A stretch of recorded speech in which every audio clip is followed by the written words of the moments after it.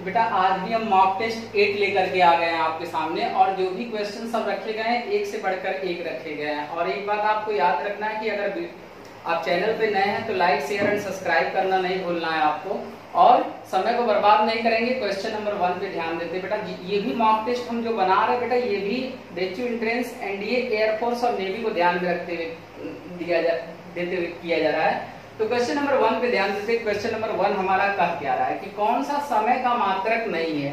देखिए समय का मात्रक कौन सा नहीं है ये आपको बताना है कि टाइम का यूनिट कौन सा नहीं होगा बेटा। तो टाइम का यूनिट कौन सा नहीं होगा ये पूछा जा रहा है। तो लीप वर्ष तो आप जानते हैं कि 4 साल बाद आती है, उसमें एक दिन बढ़ जाता है। तो लीप वर्ष भी तो आपका समय का मात्रक है। चंद्र महीना भी आपका जो है समय का मात्रक है। सौर दिन भी समय का मात्रक है। ये जो पैरालैस्टिक सेकेंड लिखा है ये समय का मात्रक नहीं है, इसी को शॉर्ट फॉर्म में पारसेक बोला जाता है, जो कि दूरी का मात्रक है बेटा। तो यहाँ पर पूछ रहा है कौन सा समय का मात्रक नहीं है, तो यही याद रखिएगा जो पारसेक आपका लिखा रहता है, तो पारसेक एक दूरी का मात्रक होता है, न कि वो समय का मात्रक होता है। इसलिए इसका आंसर जो होगा बी सही होगा। बढ़ते हैं अगले क्वेश्चन पे, ध्यान देते हैं। कोणीय संवेग और रेखीय संवेग का अनुपात की बीमा होगी। देखिए कोणीय संवेग L बराबर जो होता है, L बराबर जो होता है वो R क्रॉस P होता है बेटा। L बराबर वेक्टर फॉर्म में L बराबर जो होता है, L बराबर जो होता है R क्रॉस P होता है बेटा। तो यहाँ पर पूछा जा रहा है कि कोणीय संवेग मतलब एंगुलर मोमेंटम और लीनियर मोमेंटम का अनुपात। तो एंगुलर मोमेंटम और लीनियर मोमेंटम का अगर अनुपात पूछ दे तो वो R के बराबर होगा। R एक रेडियस है, तो रेडियस का क्या होगा बेटा, लेंथ होगा, तो L आएगा बेटा। तो इस तरीके से अगर हम इसका आंसर देखें कि क्वेश्चन नंबर 2 का आंसर क्या होगा, तो क्वेश्चन नंबर 2 का आंसर जो होगा वो बी ऑप्शन करेक्ट होगा बेटा। जो भी क्वेश्चन आपके सामने रखे जा रहे हैं एकदम ट्रिकी क्वेश्चन, और समय मतलब मैंने इसको फिल्टर करके आपके सामने रखा है। एक से बढ़कर एक क्वेश्चन है जो कि एग्जाम में आ सकते हो, वही क्वेश्चन आपके सामने रखा जा रहा है, और आपके साथ बहुत समय दिया जा रहा है बेटा कि जो भी क्वेश्चन रखा जाए एकदम फिल्टर करके अच्छे क्वेश्चन हो। अगले क्वेश्चन पे ध्यान देते कि एक उपग्रह की पृथ्वी के परितः 8 × 10³ किलोमीटर त्रिज्या के वृत्त में घूमता है, इस उपग्रह की प्रक्षेपण चाल होगी। बेटा देखिए कोई भी उपग्रह अगर पृथ्वी के चारों ओर चक्कर लगाता है तो ऑर्बिटल वेलोसिटी से चक्कर लगाता है। तो ऑर्बिटल वेलोसिटी VO बराबर जो होता है रूट में 2gr होता है, या रूट में 2gr होता है। तो 2g की वैल्यू 9.8 रख लीजिए। r का मान कितना दिया, 8 किलोमीटर है, तो किलो 8 × 10³ किलोमीटर, तो 10³ ये 6 हो जाएगा बेटा। अब यहाँ पर अगर आप निकालेंगे तो लगभग जो आपका आएगा आंसर 7.08 किलोमीटर के आसपास आएगा। जब आप कैलकुलेट करके देखिएगा तो इसका ऑप्शन नंबर डी होगा बेटा। कोई उपग्रह अगर वृत्ताकार पर कक्षा में चक्कर लगाता है तो वो किस वेग से लगाता है बेटा, कक्षीय वेग से चक्कर लगाता है। तो कक्षीय वेग का मान जो आ जाएगा बेटा 7.08 किलोमीटर पर सेकेंड इसका आंसर आएगा बेटा। आप करना क्या है, रूट में 2gr रखना है और आपको आंसर लेना है बेटा। बढ़ते हैं अगले क्वेश्चन पे, ध्यान देते हैं कि अगला क्वेश्चन हमारा कह क्या रहा है, और वो क्वेश्चन नंबर जो होगा हमारा बेटा, वो क्वेश्चन नंबर हमारा जो होगा वो बेटा 4 होगा। क्वेश्चन नंबर 4 ये कह रहा है कि एक प्रिज्म है जिसका अपवर्तनांक, बेटा अपवर्तनांक को किससे दिखाते हैं बेटा, n से दिखाते हैं। तो n की वैल्यू √2 हो गई। अपवर्तक कोण 60 डिग्री दिया है। तो बेटा आपको पता होगा कि अपवर्तक कोण जो होता है 2r होता है। r बराबर जो होता है a/2 होता है। a/2 तो मतलब r का मान 30 डिग्री आ गया। जब r का मान 30 डिग्री आ गया तो n बराबर आप क्या जानते हैं, sin a plus del m/2, sin a plus del m/2 upon sin a/2। इस पर रखिएगा बेटा और आपका आंसर आ जाएगा। तो करना क्या है बेटा, यहाँ पर पुट करना है, आपको आंसर लेना है। तो √2 ये हो जाएगा। sin a की वैल्यू कितनी दी है बेटा, 60 डिग्री, अब प्लस डेल m आपको निकालना है /2 अपॉन sin 30। sin 30 की वैल्यू कितनी होती है बेटा, 1/2। तो ये यहाँ पर अगर चला आएगा तो 1/√2 हो जाएगा, और ये इधर साइन इनवर्स ले लेंगे तो यहाँ हो जाएगा 60 प्लस डेल m/2।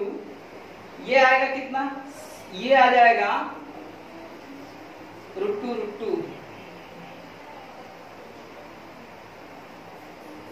इसको कैलकुलेट करेंगे तो 45 तो मतलब डेलियम की वैल्यू आ गई 30 डिग्री। मतलब अल्पतम विचलन कोण जो आ जाएगा बेटा, अल्पतम विचलन कोण 30 डिग्री आ जाएगा। इट मींस इसका आंसर जो होगा वो बी ऑप्शन करेक्ट होगा। और अगले क्वेश्चन पे ध्यान देते हैं। देखिए अगला क्वेश्चन भी बहुत फेमस है बेटा, ये वैक्यूम ट्रेंस का पूछा हुआ क्वेश्चन है कि किसी गैस में उत्पन्न ध्वनि तरंग सदैव होती है। देखिए कोई भी गैस अगर ध्वनि तरंग, गैस में कोई ध्वनि तरंग अगर उत्पन्न होती है तो ध्वनि तरंग हमेशा और हमेशा जो होती है वह अनुदैर्ध्य प्रकृति की होती है, कभी अनुप्रस्थ की नहीं होती बेटा। क्योंकि ध्वनि जो होती है अनुदैर्ध्य प्रकृति की होती है, क्योंकि अनुदैर्ध्य जो है एक ध्रुवण के गुण को नहीं दिखाता। ध्वनि और प्रकाश में सारी सिमिलरिटी है, बस एक सिमिलरिटी नहीं है, क्योंकि प्रकाश में ध्रुवण का गुण पाया जाता है और ध्वनि में ध्रुवण का गुण नहीं पाया जाता, जिसके कारण ध्वनि अनुदैर्ध्य तरंग हो जाती है, जबकि प्रकाश एक अनुप्रस्थ तरंग हो जाती है। तो याद रखिएगा कि ध्वनि को अनुदैर्ध्य तरंग क्यों माना गया है, क्योंकि इसमें ध्रुवण का गुण विद्यमान नहीं होता, पोलराइजेशन का गुण विद्यमान नहीं होता।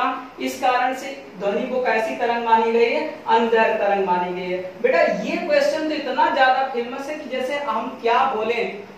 और अभी हमारा पिछला वीडियो अगर देखे होंगे तो इस पिछले वाले वीडियो में भी मैं एक क्वेश्चन रखा था बेटा और कंसेप्ट दिया था बेटा, आज लेकर के आ गए हैं, क्योंकि बेटा ये क्वेश्चन किस एग्जाम में नहीं पूछा गया है बेटा।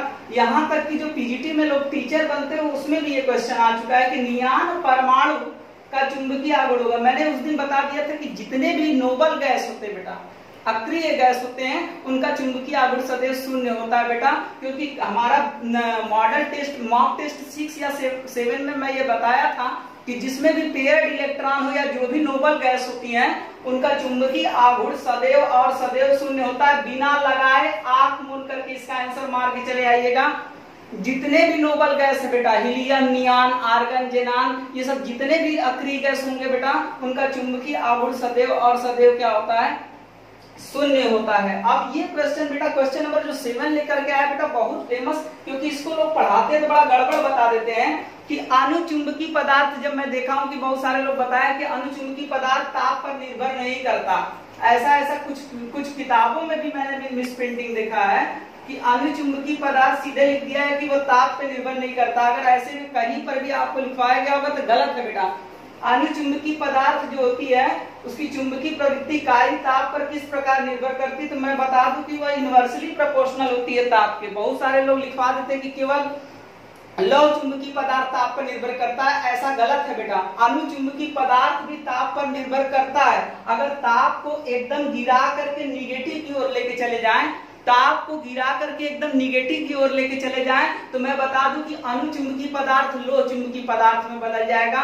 तो बेटा इनवर्सली का मतलब यही होता है कि एक बढ़ता है तो दूसरा घटता है।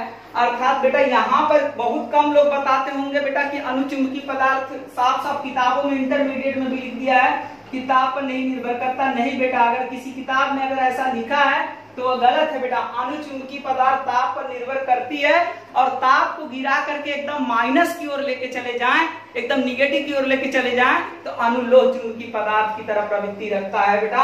अर्थात ताप घटाने पर चुंबकीय प्रवृत्ति बढ़ती है अणुचुंबकीय पदार्थों में। क्वेश्चन नंबर 8 देखते हैं थोड़ी देर के। क्वेश्चन नंबर 8 हमारा क्या कह रहा है? क्वेश्चन नंबर 8 ये कह रहा है कि हाइड्रोजन परमाणु के प्रथम कक्षा की त्रिज्या 0.53 एंगस्ट्रॉम हो तो उसकी कक्षा की चतुर्थ कक्षा की त्रिज्या होगी। देखिए चतुर्थ कक्षा की त्रिज्या पूछे मतलब 4th ऑर्बिट की पूछे, तो 4th ऑर्बिट का अगर आपको निकालना है तो कुछ नहीं करना है, Rn बराबर आपका जो मैं बताया हूँ n² इंटू R0। तो चतुर्थ कक्षा में पूछ रहा है तो यहाँ पर n की जगह 4 रख लीजिए और इंटू 0.53 कर लीजिए, आपका आंसर आ जाएगा चतुर्थ कक्षा में हो जाएगा 16 गुणे 0.53 एंगस्ट्रॉम। तो आई थिंक जो आएगा 8.48 आएगा इसका आंसर। बढ़ते हैं अगले क्वेश्चन की ओर, ध्यान देते हैं कि अगला क्वेश्चन क्या कर रहा है कि किसी बाह्य अर्धचालक में इलेक्ट्रॉन तथा प्रोटॉन की संख्या क्रमशः Ni तथा NH हो तो।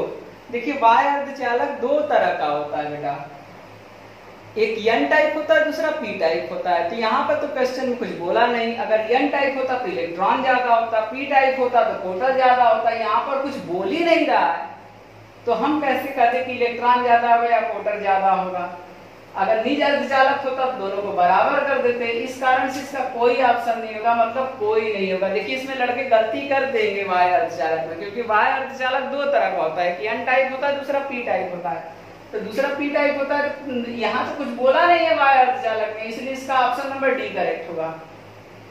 बढ़ते हैं अगले क्वेश्चन पे, ध्यान देते हैं कि दो समान धारिता के संधारित्र पहले समांतर क्रम में तत्पश्चात श्रेणी क्रम में जोड़े गए। तो पहले समांतर क्रम में जोड़े गए हैं, फिर श्रेणी क्रम में जोड़े गए। तो Cp बराबर अगर देखा जाए तो दो जो है बेटा, तो पहले समांतर क्रम में जोड़े जाएंगे तो C1 + C2 होता है, तो ये 2C हो जाएगा।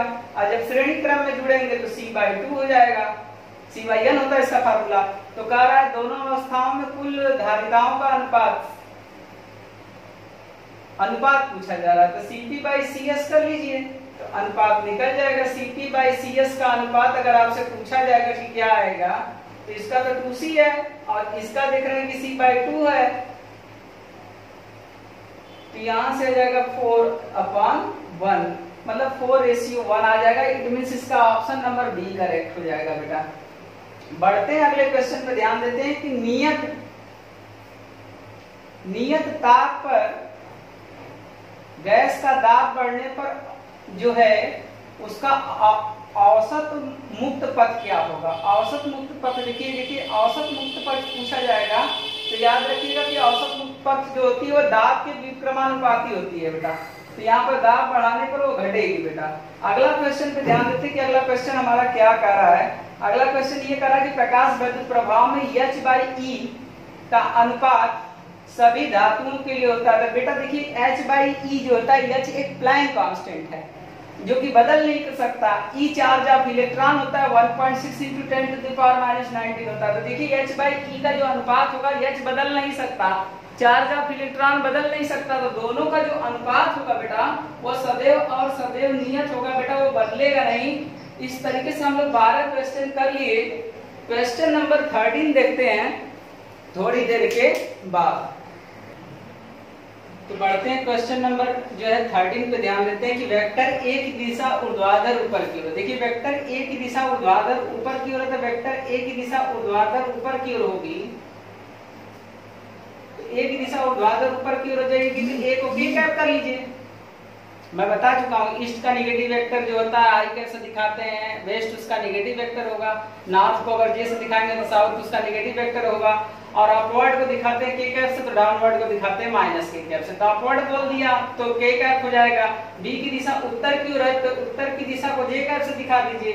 अब यहाँ पर पूछ रहा है कि a क्रॉस b होगा, तो a क्रॉस b अगर हम करते हैं तो k क्रॉस j, तो k क्रॉस j क्या होता है, k क्रॉस j जो होता है उल्टा चल रहे हैं, k क्रॉस j हम उल्टा चल रहे हैं, तो -i कैप हो जाएगा। तो -i कैप, तो i कैप तो ईस्ट में होता है, -i कैप क्या हो जाएगा, वेस्ट में हो जाएगा। तो इसका आंसर जो हो जाएगा पश्चिम की ओर हो जाएगा, मतलब जो होगा फर्स्ट ऑप्शन करेक्ट होगा। ठीक उसी तरीके से अगले क्वेश्चन पे ध्यान देते हैं कि नाइट्रोजन है और जो है हीलियम है, 300 केल्विन पर है, उनके ध्वनि की चालों का अनुपात पूछ रहा है। तो ध्वनि की चालों का अनुपात अगर पूछेगा तो V बराबर क्या जानते हैं आप, V बराबर जो जानते हैं वो गामा RT/m जानते हैं। तो गामा का मान देखिए, आप नाइट्रोजन रख रहे हैं तो नाइट्रोजन जो होता है वो डायटॉमिक होता है, नाइट्रोजन एक डायटॉमिक है, तो डायटॉमिक के लिए 7/5 रख दीजिएगा। और हीलियम एक मोनोएटॉमिक है, तो हीलियम एक मोनोएटॉमिक है, तो उसके लिए गामा का जो मान रखेंगे वो 5/3 रखेंगे। पुट करिएगा और अणु भार जो रखना होगा बेटा, अणु भार जो आप नाइट्रोजन का होगा वो 28 होगा, और इसके बाद जो अणु भार जो होगा किसका बेटा, हीलियम का जो होगा वो 4 होगा। रख करके यहाँ पर पुट करिएगा तो √3 कितना आ जाएगा बेटा, 5 आ जाएगा इसका आंसर। यहाँ पर पुट करके देख लीजिएगा, अगर नहीं समझ में आता तो मैं टेलीग्राम पे इसका आंसर भेज दूंगा। अगले क्वेश्चन पे ध्यान देते हैं कि अगला क्वेश्चन क्या कर रहा है। देखिए माइक्रो तरंग की आवृत्ति किस परास में होती है। देखिए माइक्रो तरंग के बाद रेडियो तरंग आता है, और 0.1 मीटर के बाद 0.1 मीटर के बाद कौन शुरू होता है बेटा, रेडियो तरंग शुरू होती है। 0.1 मीटर के बाद कौन शुरू होता है बेटा, रेडियो तरंग शुरू होती है। तो 0.1 मीटर के पहले, 0.1 मीटर के पहले कौन आ सकता है, 0.1 मीटर के पहले अगर हम देखें तो अगर हम देखें तो 1 सेंटीमीटर में कितना होता है, अगर 1 सेंटीमीटर में 10⁻⁻² मीटर, तो अर्थात इससे लेस जो होगा 0.1 मीटर से जो लेस होगा वो किस में आएगी, माइक्रो तरंग में आएगी। तो माइक्रो तरंग जो होगी वो इससे लेस होगी, तो इससे लेस कौन सा आ सकता, मतलब सेंटीमीटर वाला ऑप्शन यहाँ पर क्या होगा, करेक्ट होगा बेटा। क्योंकि 0.1 मीटर के बाद कौन शुरू होती है, रेडियो तरंग शुरू होती है, और वो कहाँ 4-5 मीटर तक जाती है।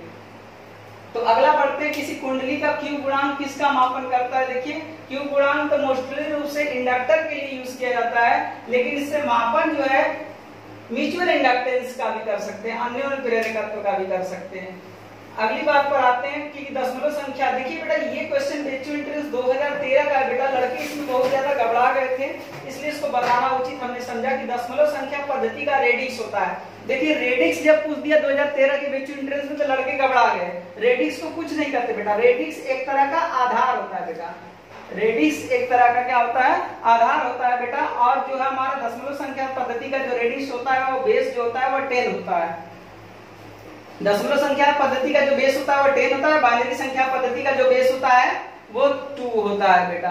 सार्वत्रिक गेट, देखिए सार्वत्रिक गेट क्यों इसका नाम पड़ा, क्योंकि सार्वत्रिक गेट की सहायता से आप बहुत सारे लॉजिक गेट बना सकते हैं, जैसे एंड, और, नॉट, ये गेट मौलिक गेट आप बना सकते हैं। तो सार्वत्रिक गेट में 2 तरह के गेट आते हैं, नंड और नॉर, NAND आता है और नॉर आता है। इसमें कौन सा सार्वत्रिक गेट होगा, तो नंड गेट होगा। बढ़ते हैं अगले क्वेश्चन पे, ध्यान देते हैं कि अगला क्वेश्चन क्या कर रहा है कि एंड प्रक्रिया का व्यंजक होता है। देखिए एंड का क्या प्रक्रिया होती है, एंड में both input is correct then the output is correct. मतलब अगर यहाँ पर ए की वैल्यू अगर हम 0 रख लेते हैं तो ऑप्शन क्या आएगा, 0 ही आएगा, अर्थात ये भी सही है।